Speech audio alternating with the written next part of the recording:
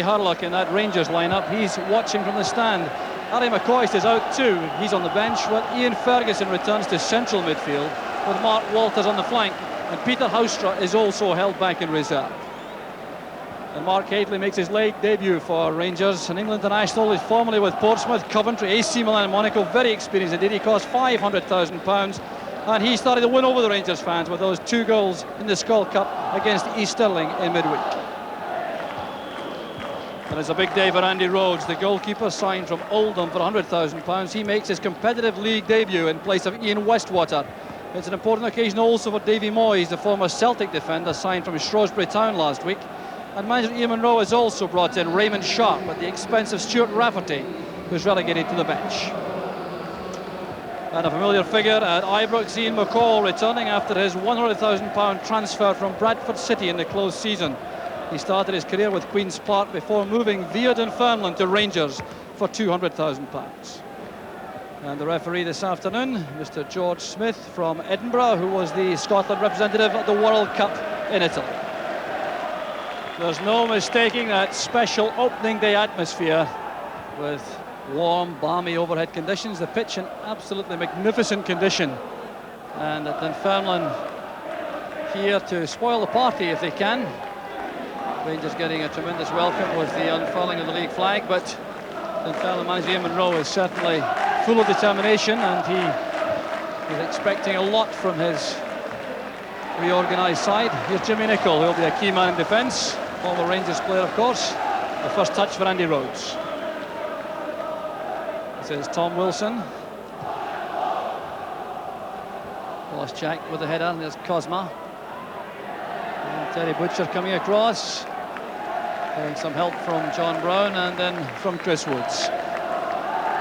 So Dunfermline settling down early with a 3-man central defence, 4 in midfield, and committing 3 men to attack. Well, that certainly is making a statement to Rangers. There's Trevor Stephen with the early snapshot, causing no problems for Andy Rhodes in the Dunfermline goal.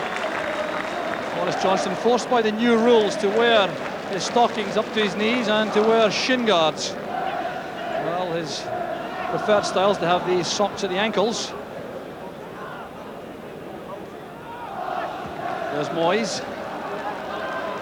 Brown's header.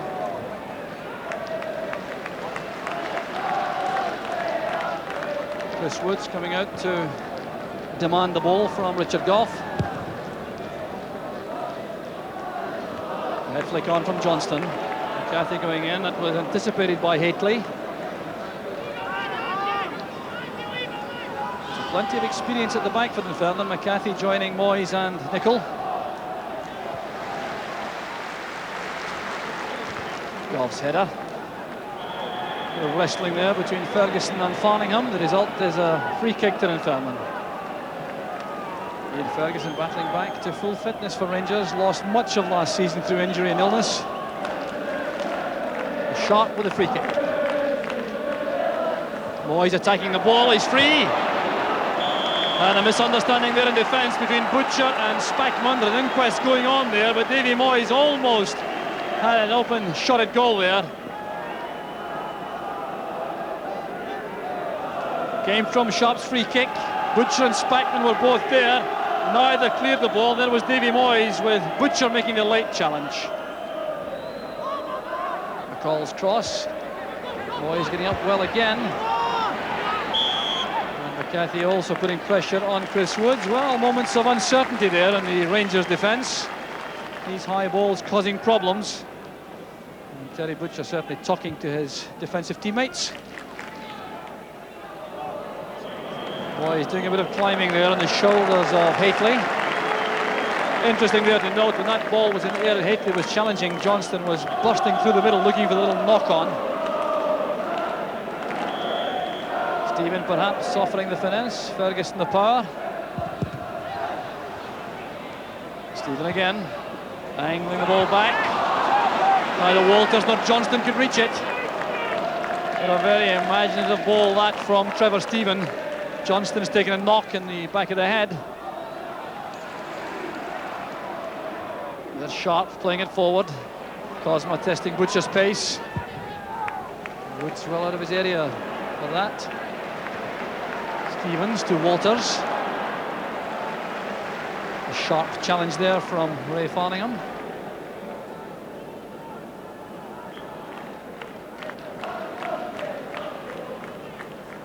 Stevens looking for Haitley. Dunfermline have coped very well indeed in the early stages with the menace provided by Haitley and Johnston.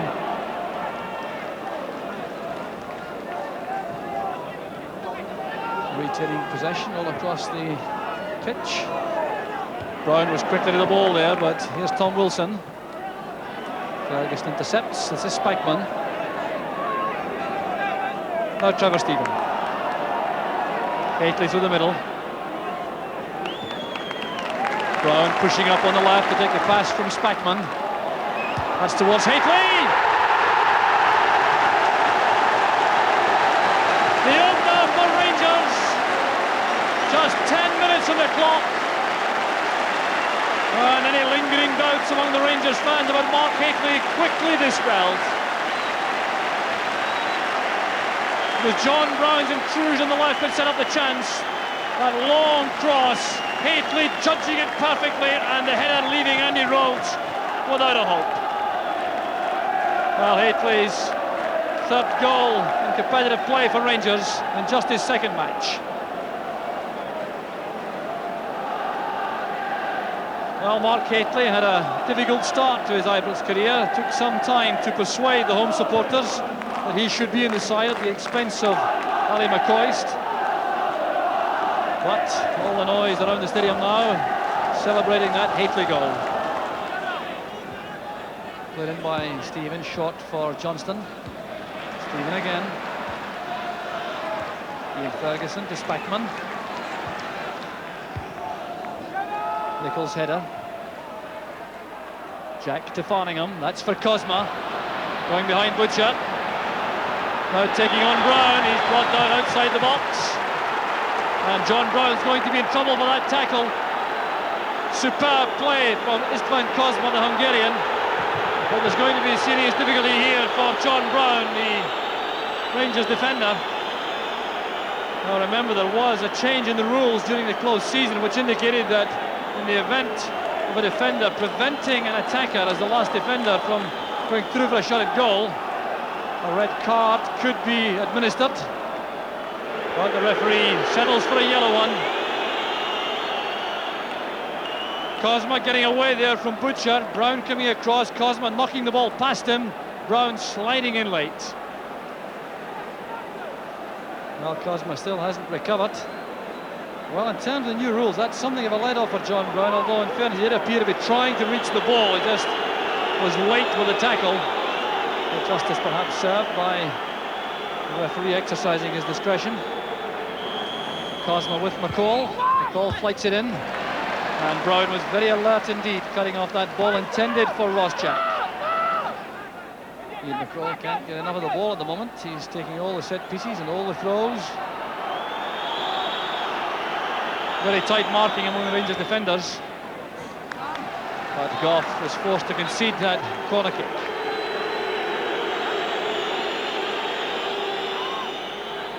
So Dunfermline now have the chance to push players forward. McCarthy on the near post, Moyes at the far corner of the box.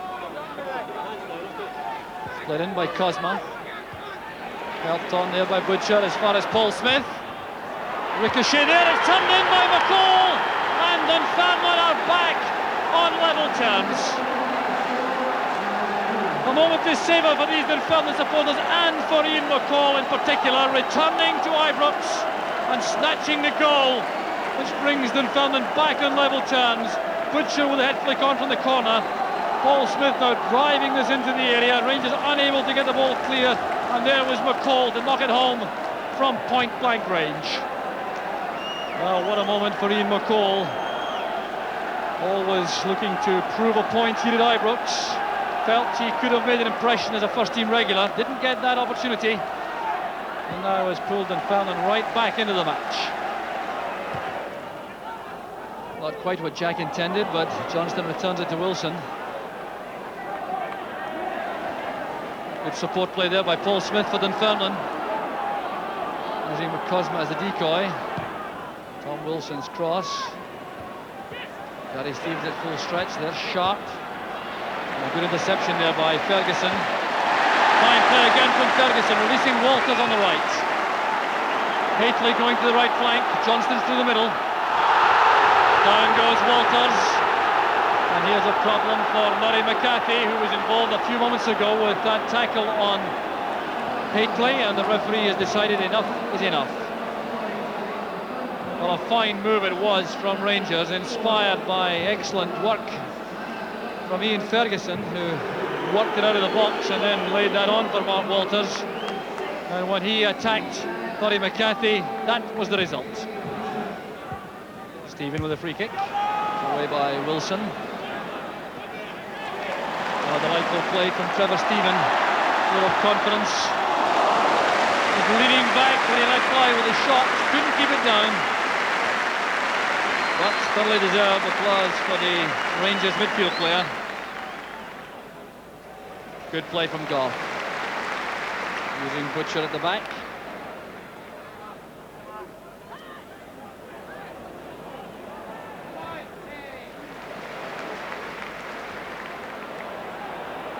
Gary Stevens. Ferguson's layoff finds Stephen. Peter returns the ball to Goff, making an extra man in attack. He has Spackman on the outside. Good far post cross for Haitley. Superb play from Rangers. Haitley is just off target.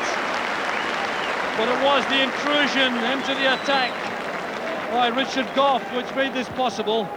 Playing him all wide here for Spackman, a delightful cross to the far post.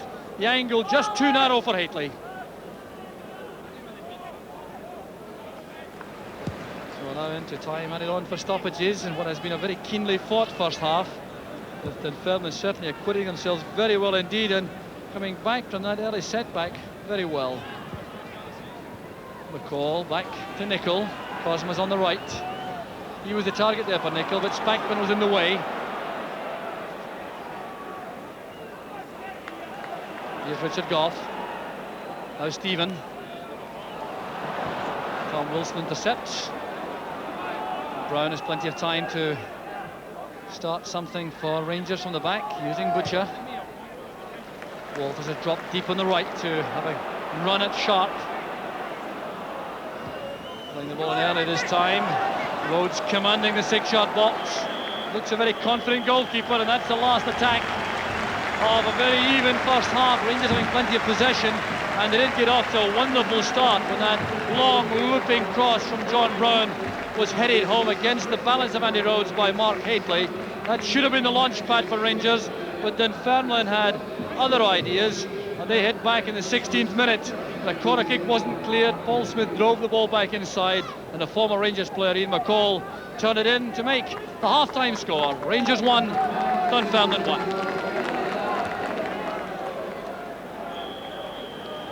Rangers have been notoriously slow starters in the league in recent seasons, and that early goal from Mark Haitley certainly was a major boost to them, but Dunfermline have looked extremely well organised and determined. And Andy Rhodes did well there to keep that ball in play without conceding a corner kick.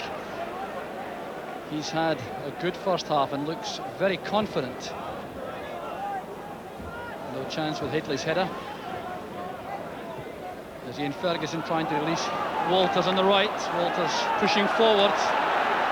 Rangers will undoubtedly want to have Walters driving forward on the flank to support Haitley here, and Johnston in the middle.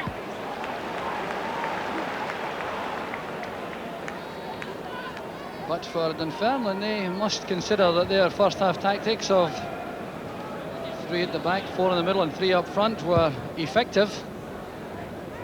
They didn't give too many clear-cut chances to Rangers. They certainly enjoyed more possession. Here's Ian McCall now taking on the Rangers defence single-handed. There's a McCall again. A look of sheer disappointment on the face of Ian McCall, but what superb play that was from the former Rangers man. Going away there from Butcher, going right through the gap. As the ball broke to him, he scooped it up with the left foot, but Woods was in just the right place for Rangers. There goes Walters with a shooting chance.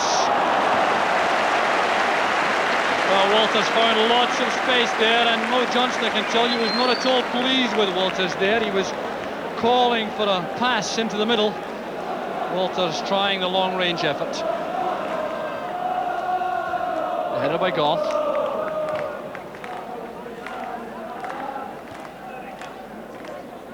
Haitley trying to turn away from Moyes.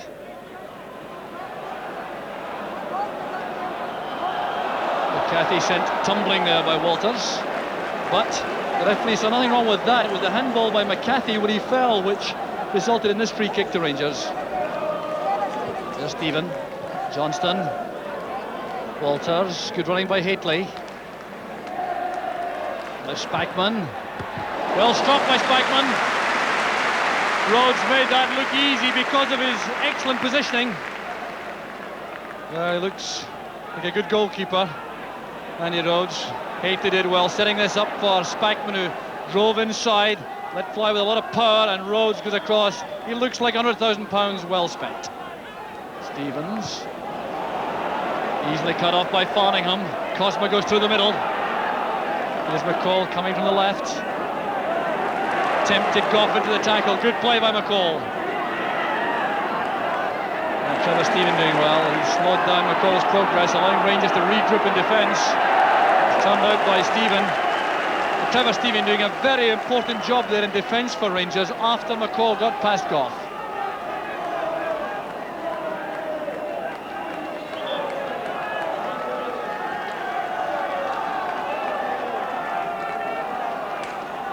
Here's Raymond Sharp with the throw. Cole failed to control that. Headed down by Moyes, straight to Goff, who was sprinting out of defence to follow that Rangers clearance. Here's John Brown doing the same on the left. Ferguson reacts to a call from Trevor Stephen. Here's Johnston. Now Goff. Walters. Great save by Rhodes. Andy Rhodes showing his value once again to Dunfermline. This was great play from Rangers. Richard Goff's intrusion again, creating the extra man, and Walters whipping that shot in. Rhodes at full stretch.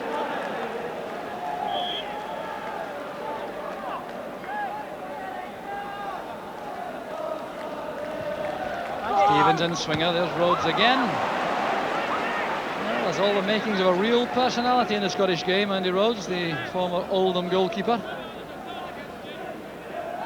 And if he can make a mark as effectively as the last ex-Oldham keeper to come to Scotland, and they got him, then he will certainly be a huge success. Spackman will take the throw for Rangers. There's Walters. Barco's cross, there's Haitley, and once again it was Davy Moyes who saved the day for Dunfermline. Well, that appeared to be tailor-made for Haitley, and it would have been but for Moyes. A long throw there from Spackman. Look at the control here from Walters as he shakes himself free of McCarthy. The cross beats Andy Rhodes, but once again Haitley couldn't get a clear header because of the attentions of Moyes. Stephen, the long corner, there's Walters. Disappointing end to some promising pressure there from Rangers.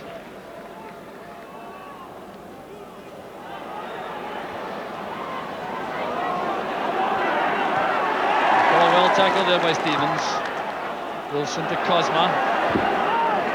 That's beyond Brown for Jack. A fine pass from Cosma. Rafferty through the middle, so is Cosma. Jack delivers, there's Rafferty and Cosma. And their eagerness carrying them into offside positions. The free kick's already been taken by Rangers, and this match really is hotting up in the closing 20 minutes. Here's Walters. Gliding past McCall. Haitley comes to the right, that's his weaker side, he's a natural left-sided player. Now Walters wants to take on Wilson. Great cross for Johnston! The goal, which has been threatened throughout the second half, is delivered by Maurice Johnston. So the striking partnership pays off again for Rangers. It was Haitley who went wide on the right, set this up for Mark Walters, and just look at the way he makes space against Tom Wilson for this superb cross. Johnston at point-blank range, and Rhodes couldn't keep it out. So Johnston getting his second competitive goal this season, and the Rangers fans breathe more easily. But it really was a fine move from Rangers on the right, with Haitley making that run to collect the pass, supported by Mark Walters. Tom Wilson's been deployed to keep Walters quiet, but even he couldn't manage that, as Walters skipped past him to whip that ball across straight to the head of Johnston. Walters again trying to test Tom Wilson, this time going inside, brought down from the rear, and that is a penalty kick. The Walters magic is paying off in full now for Rangers. Once again on the touchline, he has Tom Wilson facing him. He beat him on the outside the last time. This time he takes him on going inside. That late lunging challenge from Wilson appeared to be a very clear foul. It was inside the area, and that's why Rangers have this penalty kick. And Walters himself will take it. He scored 5 out of 6 last season for Rangers on the spot, and this could clinch it for Rangers. The referee has spoken to Andy Rhodes, ensuring there's no breach of the laws on the line. So it's Walters against Rhodes. 3-1 to Rangers. That should clinch it. And fitting that Walters should get his name in the score sheet. And this is a beautifully taken penalty kick, sending Andy Rhodes the wrong way. Well, that certainly is a textbook penalty, and surely now it puts the match beyond Dunfermline.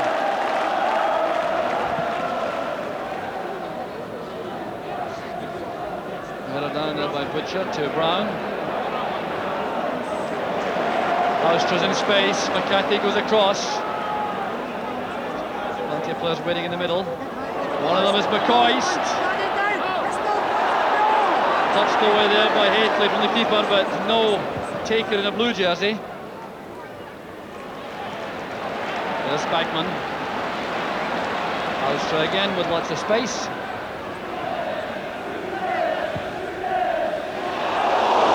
Well, that almost caught out Andy Rhodes. An inventive little chip shot that from the Dutchman.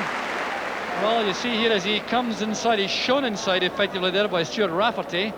Sees the keeper off his line, tries to beat him at the far top corner and almost makes it.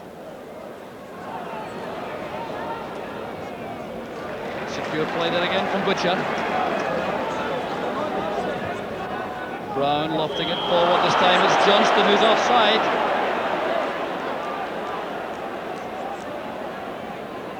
Well, Johnston clearly enjoying the match and not taking that decision too badly.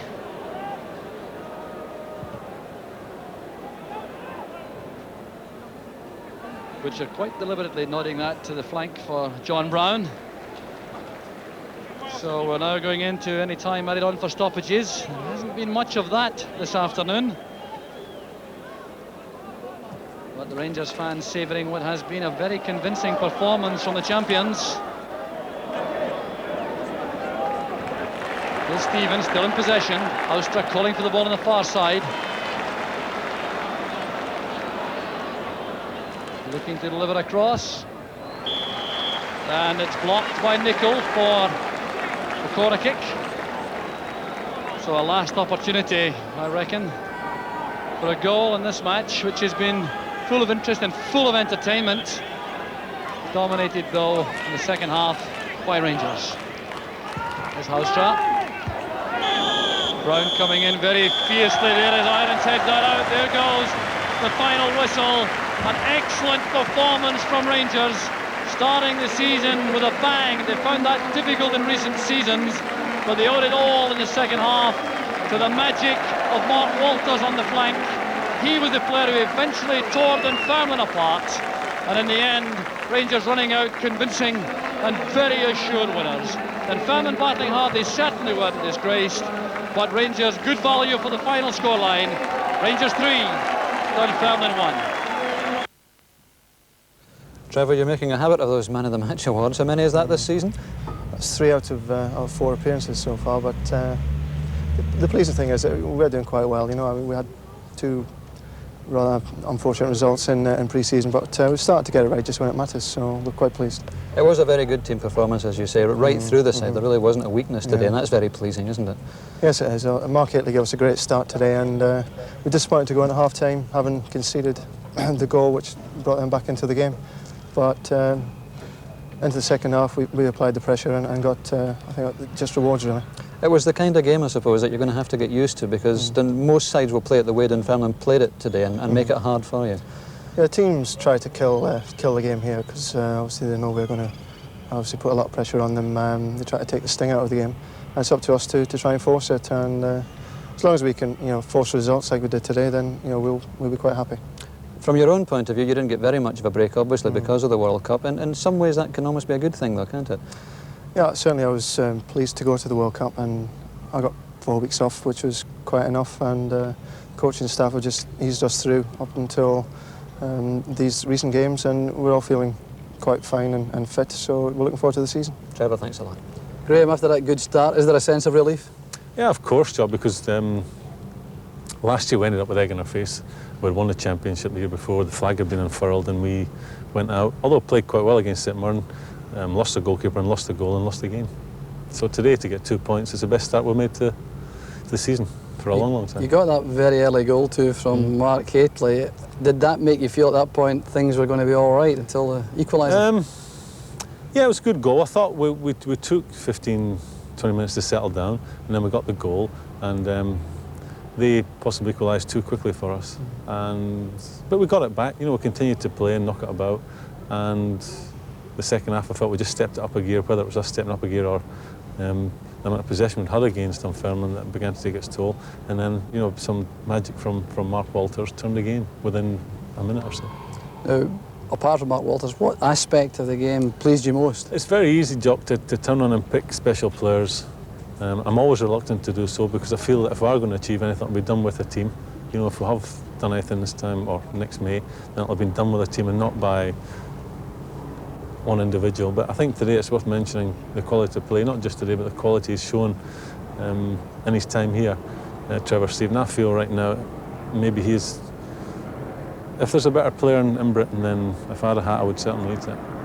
Now you've moved him around too. You've moved him around in today's match positionally. Does that reflect also just his versatility and his quality? Yeah, Trevor's quality is that he's an athlete. Trevor's quality is that he's got great touch and control, and that he's got a great appetite for the game, a great professional, and that he can be a forward type of midfield player, and he can also be a defensive type, and someone can score goals, plays lovely balls into the box. We're very fortunate as a club to have him. I hope the supporters appreciate that. But again, it's wrong for me to pick out an individual. We had some other excellent performers today. Well, one of them, of course, who must have pleased you, I would imagine, was Mark Haitley, just after the rough ride he's had from the fans in the pre-season matches. It's been a touch unfair, because Mark's had 6 years out of the country playing in a totally different type of football to the stuff we have to do, or we're involved in here in Scotland. He had a couple of bad injuries last year as well, so he had nearly a year out with that, and he's coming back, and it's going to take time. I feel Mark done very, very well today. It was a good goal he got, but apart from that, his general play was very, very good. And I feel that he's only going to get better, because you have to understand, we are asking the other 10 players to play slightly different when he's on the park. So we're happy with today, but we've still got a bit of work to do. And overall, we got 2 points today, Jock, and that at the end of the day was what we set out for. And you obviously get a lot of strength in the pool now with the signing of Terry Hurlock. It allows us to make several changes. Terry, I felt, would have been better watching it today and seeing what it's all about. But he will be involved at some stage on Tuesday. Satisfied generally, or still thinking about more players? I'm delighted. No, I think any manager's always thinking to improve, but I've got to be happy with today. It was a good team performance, and good individual performances, and good goals, and most importantly, we got 2 points. Great, thanks very much, Graham. Thanks, Joe. Yes, broad smiles in the Rangers camp. I think the first thing we should say, Jock, is that we both enjoyed the game. There were a lot of good things about the game today. Super game of football, and two teams playing too, Dougie. Although Rangers were very impressive as the game wore on. Dunfermline showed, I think, that they will still be a threat in the Premier Division, and no one should write them off, that's for sure. Absolutely not. Trevor Stephen, as Graham Souness said, I thought was immense today. He really is a very high-class player, isn't he? No question about that. We saw in the World Cup what he could do. Defensively, we saw him at right back in World Cup matches, and he looked terrific. And I think you could play him in almost any position, and he'd be an outstanding success. But today, he was really very classy indeed all the way through. But a lot of good players. I mean, Mark Walters in the second half did some very serious damage. I mean, here he is here. Ray Sharp, incidentally, who was marking him there, had to go off with a groin injury. And I think that did disturb the balance of the Dunfermline defence when Tom Wilson crossed from the right to the left. But, I mean, Walters will do that to top-class defenders, international defenders. Ray Sharp may become one, in fact. But he really is something special, and when he's in this kind of mood. Yeah, well, it was a sad thing actually tonight, because sadly Mark Walters left Ibrox on crutches with an ankle injury. There didn't seem to be too much concern about it. He might miss certainly the midweek School Cup tie. But it's also the kind of pitch that suits Mark Walters. I mean, all round the country the pitches are good just now, of course, but he likes to play top of the ground, nice dry pitch, doesn't he? They're one of my hobby horses anyway, Dougie. I mean, the good surfaces, the summer football, you can talk about that forever, but when you see top-class football, top-class players playing in top-class conditions, you're liable to see good football. We saw that today from a lot of players. The other player, of course, who caught the eye would be Haitley. Haitley scores this goal with his head. Now, it's a fine header, it's a brave header, it's well-timed, it's hit with a lot of power, but there is more to him than this. I think we've seen this. The Rangers fans initially apparently took some time to take to him, perhaps because they were seeing one of their idols on the bench, Sally McCoist. But look at him here. Now he gets involved in a build-up, linking up very well from the middle of the field here with Walters, and he showed a number of very good touches on the ground, linking. And it was interesting too to find that Rangers never resorted to playing high balls to him anytime. They continued to play the ball through the midfield. He looks not a bad £500,000 worth, actually. He looks a terrific value, and although it may cost more eventually, but he looks great value at the moment. That's right. What about Peter Houstra? He reminds me a little bit of Jesper Olsen. Well, it's frightening. He looks very like him, and his style's very similar, but he's frightening in the sense that he didn't get into the starting lineup, and yet he comes on and produces this little bit of skill when he nearly floated that into the top corner. But he looked very impressive indeed, and the frightening thing here was we had Hoistra on the left and Walters on the right, and that's a major problem for all the Premier League defences. That's right. Let's talk about Dunfermline, because as you rightly say, they made a real game of it, and apart from Sharp's injury, they might well have just got a point out of it. Well, that's right, and Andy Rhodes certainly was worth that, because he was outstanding in goal, replacing Ian Westwater, who I think is a good goalkeeper. Sure. But Andy Rhodes looks as though he may be a real character. His judgment is good with his cross ball. That's a fine save there, and he also had a terrific save just coming up in a moment here from Walters. This ball, you'll see, hit with a lot of power, bouncing just in front of the keeper, and he gets that round past the post. He looks to be an outstanding goalkeeper and must be very upset that he didn't earn a bonus today for all his efforts. That's right. There's something about Oldham goalkeepers